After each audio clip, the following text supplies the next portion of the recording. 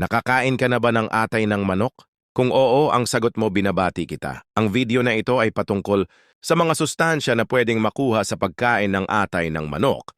Ang atay ng manok ay mayaman sa folate, gulong upang maging fertile ang isang tao, babae man o lalaki sa nagdadalang tao, mabuti din ang forest sa sanggol sa iyong sinapupunan upang mabuo ang bata na malusog at walang kakulangan, physical man or mental. Dapat moderasyon lamang ang pagkain kapag ikay buntis. Meron pa itong choline, isang nutrient na karamihan sa atin ay madalas kinukulang nito.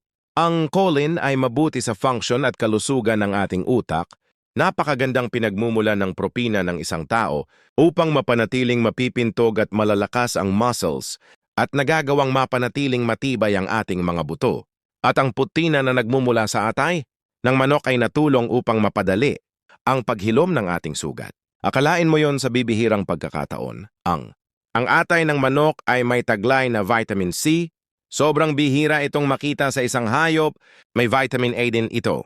Tumutulong mapanatiling malinaw ang ating mga mata. Siyempre, hindi mawawala dyan ang iron.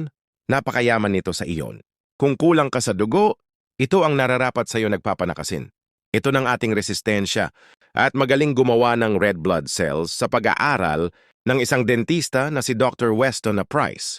Ang atay ng manok ay mayaman sa fat-soluble vitamins at kasama na ang vitamin K2, ito yung mga nagagawang mapatibay.